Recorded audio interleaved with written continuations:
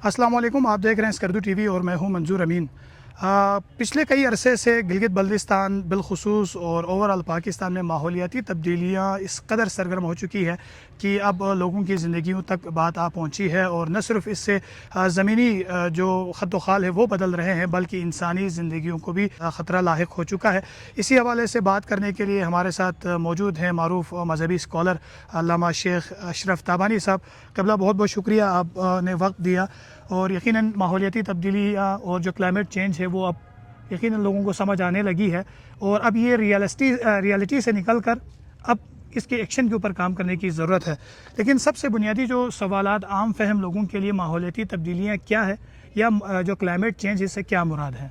सबसे पहले तो ब्रदर अज़ीज़ मंजूर अमीन साहब और स्कर्दू टीवी की पूरी टीम का शुक्रिया, और इस पूरे बहरानी फ़ज़ा में आपका पॉजिटिव किरदार रहा है, और उन स्पॉट्स पर आप गए हैं और आपकी पूरी टीम, और वहाँ से रिपोर्टिंग की और वहाँ के हालात से आगाही दी। अल्लाह पाक मज़ीद तौफ़ीक दे।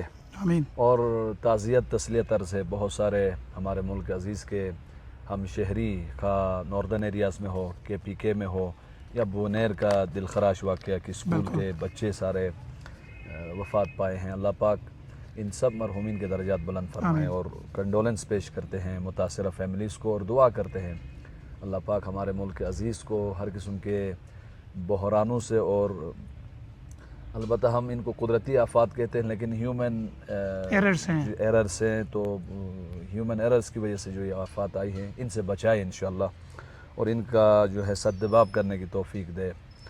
माहौलियाती तब्दीली चूँकि आम पब्लिक को समझना लाजिम है।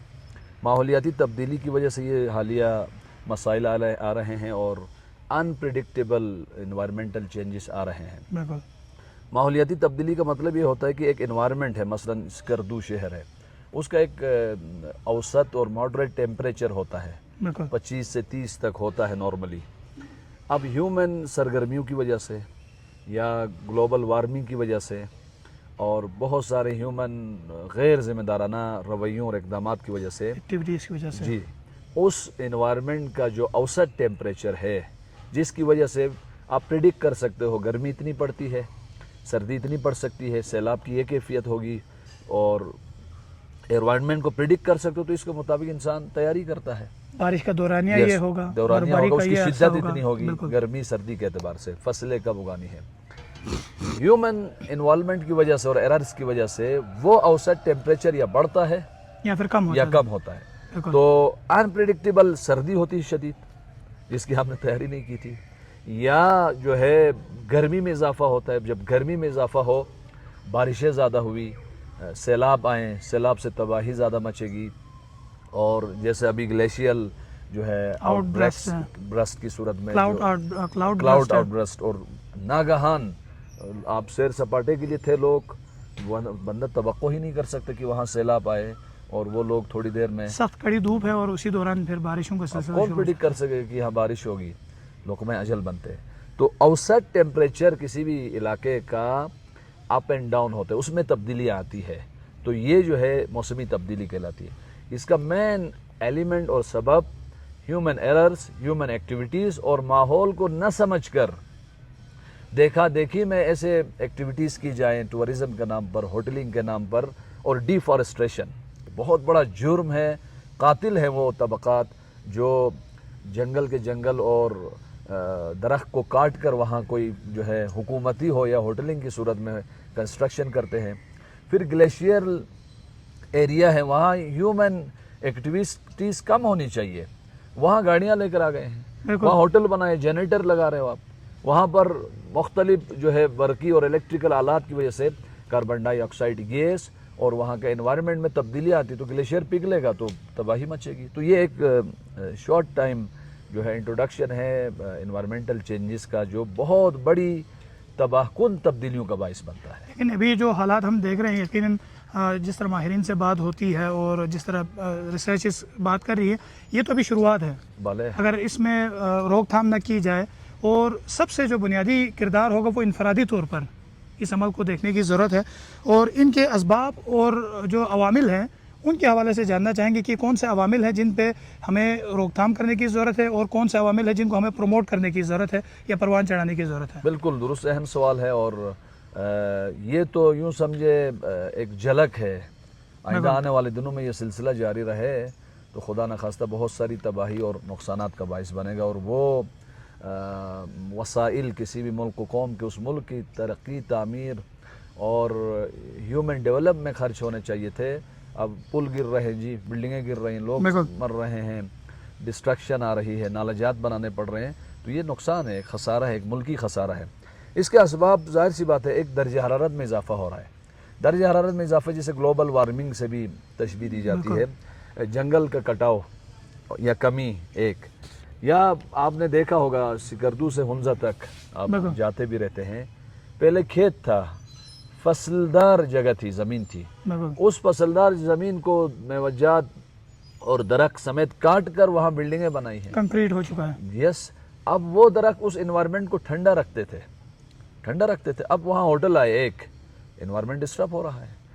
پھر اس ہوٹل کے اندر انوائرمنٹ دوست میجرز نہیں اٹھائے جاتے، کیونکہ انوائرمنٹ کو سمجھنے والے افراد تو نہیں بنا رہے.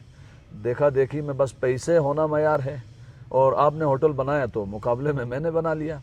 اس میں انوائرمنٹل میجرز نہ حکومتی سطح پر توجہ ہے نہ انفرادی طور پر. یہ بہت بڑا سنگین جرم ہے اور پھیل گیا اب ہوٹلز. اس میں انوائرمنٹل میجرز نہیں اٹھائی گئی. درخت تھے کاٹے، کھیت تھے، پیداوار تھی، پیداواری زمین تھی، اس کو کاٹ کے آپ نے ہوٹل بنایا. اب اس ہوٹل میں ٹف ٹائل کر دیا. پھر وہاں گاڑیاں لے کر آئے ہیں. پھر بجلی کا ظاہر سی بات ہے شارٹیج ہے، تو آپ نے کیا کیا، جنریٹر لگائے. بلکہ لاسٹ ایئر ہنزہ میں ایک ہوٹل والا کہہ رہا تھا، اس وقت وہیں انوائرمنٹل تبدیلیاں میں مجلس پڑھ رہا تھا، تو مجلس کے بعد بیٹھے تھے تو انہوں نے کہا آغا صاحب انوائرمنٹل تبدیلیاں کیوں نہیں آئیں گی؟ ہنزہ جیسے چھوٹے علاقے میں 10,000 جنریٹر بجلی کے چل رہے ہیں، کیونکہ الیکٹریسٹی نہیں ہے، لوڈ شیڈنگ ہے. تو اس سے جو گرمی آئے گی، اس سے جو کاربن ڈائی آکسائڈ گیس جنریٹ ہوگی، اوزون لیئر کو جو ڈیمیج کریں گے، اس سے جو گلوبل وارمنگ پیدا ہوگی اور کاربن ڈائی آکسائڈ گیس جتنی زیادہ جنریٹ ہوگی، گرمی میں اضافہ ہوگا، جسے گرین ہاؤس گیسز کہتے ہیں. اور گرمی میں اضافہ ہوگا تو ظاہر سی بات ہے گلیشیئر پگھلیں گی، پہاڑ پگھلیں گے، پہاڑ، اور جو ہے کلاؤڈ برسٹ اور گلیشیل برسٹ کی صورت میں آگے ایک. اور جنگل کا کٹاؤ، صنعتی ایکٹیویٹیز. دوسری چیز اس کا ایک اور خطرہ ہے. چلیں ابھی تو گلیشیئر پگھل گیا، جو پہاڑی علاقے تھے جیسے ناردرن ایریاز ان کے پی کے، وہاں تباہی مچی.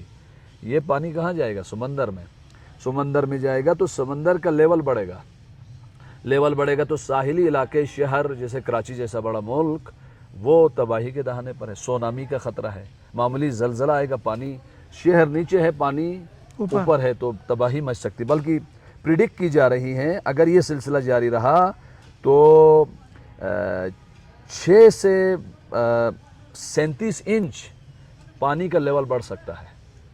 یعنی 115 سے 95 جو ہے سینٹی میٹر کے رہے ہیں لیول پانی کا بڑھ رہے گا، جو گلیشیئر کا پانی وہاں آئے گا، اس سے تباہی مچے گی. یعنی آپ کے ساحلی علاقے بھی ڈسٹرب ہو رہے ہیں اور آپ کے پہاڑی علاقے بھی ڈسٹرب ہو رہے ہیں. اکانومی ڈسٹرب ہوگی، جانوں کا ضائع ہوگا، اور انسانی اور ملکی ذخائر اور خزانے اور ریسورسز تباہ ہوں گے.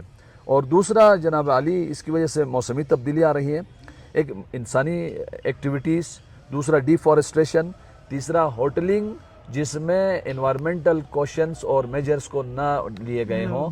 وہ ہوٹلز جسٹ لائک تمباکو نوشی ہے انوائرمنٹ کے لیے.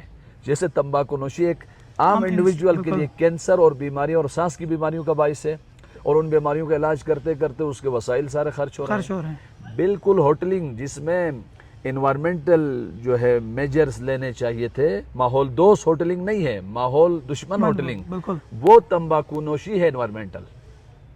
اور اب ان کی تعداد میں انفارچونیٹلی بے ہنگم اضافہ ہو چکا ہے. اور ان کا فضلہ اور ان سے جو پولوشن آتی ہے، پلاسٹک کے تھیلے میں عرض کروں گا، پلاسٹک کے تھیلے سالانہ تقریباً رپورٹس ہیں 300 ملین ٹن ہم پلاسٹک کے تھیلے استعمال کرتے ہیں. اور پلاسٹک کا تھیلا 1000 سال تک بھی ڈیکمپوز نہیں ہوتا.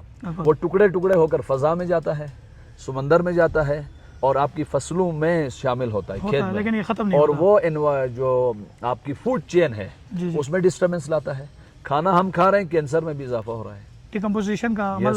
ختم ہو رہا ہے. ختم ہو رہے ہیں. اور 8.8 ملین ٹن پلاسٹک سمندر میں گر رہے ہیں، اور وہاں سمندر کی تیزابیت میں اضافہ ہو رہا ہے، سمندری اور سب میرین لائف ڈسٹرب ہو رہی ہے.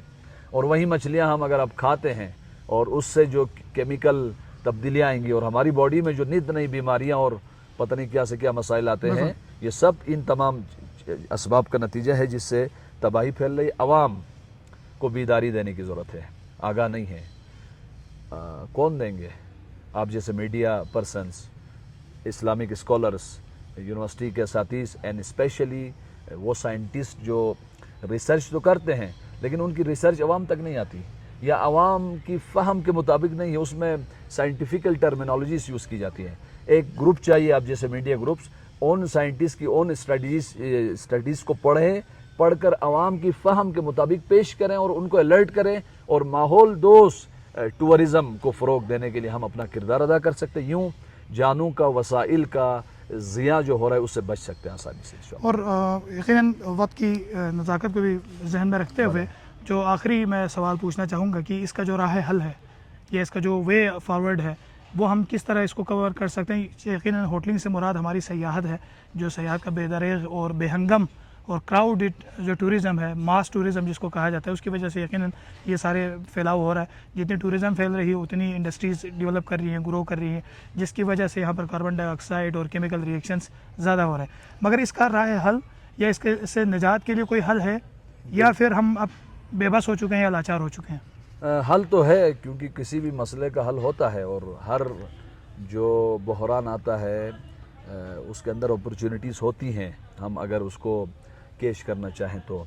پہلی چیز ظاہر سی بات ہے، حل کے لیے ہمارے ذمہ دار حکومتی افراد، ٹورزم انڈسٹری سے منسلک افراد، ہوٹلنگ سے منسلک افراد، اور جو پبلک اسپیکرز ہیں، ریلیجیس، میڈیا پرسنز، اور جو نئی نسل ہے ہماری، ان کو آگاہی دینی ہوگی اور اس المیے کو سمجھنا ہوگا. انفارچونیٹلی ہم اس المیے کو نہیں سمجھے ہیں کہ کیا ہم اپنے ہاتھوں سے تباہی مچا رہے ہیں.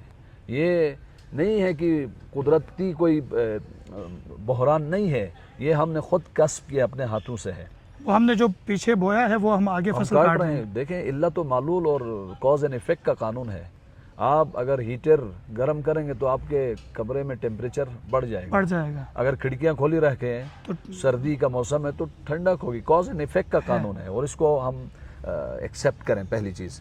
دوسری چیز، اگر جان ہوٹلنگ انوائرمنٹل میجرز کے مطابق پسند ہوٹلنگ انوائرمنٹل دوست سیاح ضروری ہے، اور اس کو آگاہی دینے کی ضرورت ہے. دوسری چیز. تیسری چیز، کچھ علاقے ایسے ہونے چاہیے جہاں ٹورزم کے لیے پابندی ہو. بھائی گلیشیئر میں ہم جا رہے ہیں، پلاسٹک کے تھیلے بھی وہاں پھینک رہے ہیں، وہاں بون فائر کر رہے ہیں. یہ جو ہے تباہی ہے، قتل عام ہے، وسائل کا اور انسانی جانوں کا شریک ہے، جرم ہے. وہ حکومت ہے، وہ پولیٹیشین، وہ افراد جو ان علاقوں میں بھی ان کو کر رہے ہیں، کیونکہ گلیشیل علاقے میں ٹیمپریچر ٹھنڈا ٹیمپریچر چاہیے. وہاں ڈیفارسٹیشن، وہاں ہیومن ایکٹیویٹیز کی پابندی ہونی چاہیے، ورنہ تباہی مچے گی. دو. تیسری چیز، پلانٹیشن لازمی ہے. پلانٹیشن سنت رسول ہے. پلانٹیشن زیور ہے اس فضا کا زیور، یعنی کائنات کا، اور اس فضا درخت زمین کے زیور ہیں. جب زیورات سے ہم اس زمین کو پاک کریں گے تو ظاہر پانی کا چھوٹا سا جھٹکا بھی تباہی اور تخریب اور ڈسٹرکشن مچائے گا. بدبخت ہیں وہ نسلیں، وہ قومیں جو کسی بھی بہانے سے ڈیفارسٹریشن کریں، بزنس کے بہانے پر، ہوٹلنگ کے بہانے پر، تعمیرات کے بہانے پر. یہ سنگین جرم ہے، اور سخت حکومتی قوانین تو ہے، امپلیمنٹیشن نہیں ہے. خود حکومتی عہدیدار بعض اوقات ڈیفارسٹریشن سے کما رہے ہوتے ہیں. یہ بھی المیہ ہے ہمارا. بلکہ ان کے دفاتر بھی سجے ہوتے ہیں ڈیفارسٹریشن لگتی ہے. انفارچونیٹلی ان کے دفاتر اور ان کے گھر کی تزئین و آرائش سے اندازہ لگایا جا سکتا ہے. بلکہ بعض افراد نے درست کہا، ہم نے ڈیفارسٹریشن جنگلوں سے شروع کی اور ہم نے اپنے گھروں کو بھی کٹے ہوئے جنگلوں سے پلان تو کیا، لیکن اس گھر کے انوائرمنٹ کو بچانے کے لیے کوئی پلاننگ نہیں ہے. تو فارسٹ پلانٹیشن لازمی ہے.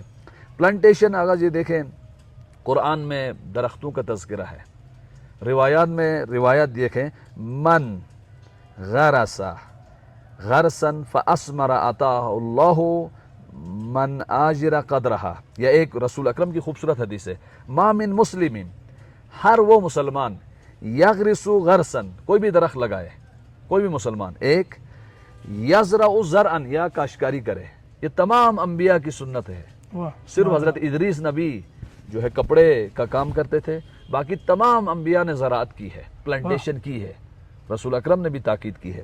جو بھی درخت لگائے زراعت کرے، فَيَأْكُلُ مِنْهُ الْإِنسَانٌ أَوْ طَيْرٌ أَوْ بَهِيمَةٌ، آپ نے درخت لگایا، کسی انسان نے کھایا، پرندے نے کھایا، حیوان نے کھایا، اس کے میوے کھائے، اس کے پتے کھائے، خدا فرماتے یہ آپ کا صدقہ ہے۔ سبحان اللہ، ایک جتنے پھل اور پتے لگیں گے اتنا اجر و ثواب آپ کے لیے لگیں گے۔ سبحان اللہ، امام صادق علیہ السلام نے فرمایا لا تقطعوا الثمار، درختوں کو نہیں کاٹو، خصوصاً میوے دینے والے درختوں کو، کیوں؟ فَيَصُبُّ اللَّهُ عَلَيْكُمُ الْعَذَابَ صَبًّا، خدا کا عذاب آتا ہے اس قوم پر، عذاب یہی ہے نا، یہی فلڈ، یہ سیلاب، یہ تباہی ہے، ڈسٹریکشن، عذاب آتا ہے جو قومیں ڈیفارسٹریشن کرے۔ امام صادق علیہ السلام نے فرمایا اے لوگو خلق لہ الشجر، آپ کے لیے درخت بنائے خدا نے، ان کو عذاب نہیں بناؤ، ان کو اپنے لیے رحمت کا باعث بناؤ، رزق و روزی کا باعث بناؤ، اپنے انوائرمنٹل، ایک تو درخت انوائرمنٹ کی آلودگی کو پاک کرتے ہیں، یہ جھاڑو کا کام بھی کرتے ہیں، بالکل، پالوشن کو صاف ماحول کرتے ہیں، اور اے سی کا کام بھی کرتے ہیں، نیچرل ٹھنڈک بھی رکھتے ہیں، اور گلیشیل ایریاز میں ٹھنڈک لازمی ہے، ادروائز ڈسٹرکشن پھیلے گی جو کسی کی ابھی پھیل رہی ہے۔ فرمائے درخت آپ کے لیے بنائے، آپ کی ذمہ داری ہے شرعی، درخت اگاؤ، ایک انہیں پانی دو اور ان کی حفاظت کرو، اور یہ صدقہ جاریہ ہے، انسان کے مرنے کے بعد بھی اسے نیکیاں نصیب ہوتی ہیں ان درختوں کی وجہ سے، کوئی سائے میں بیٹھا، کوئی اس کے فروٹ سے استفادہ کرتا ہے۔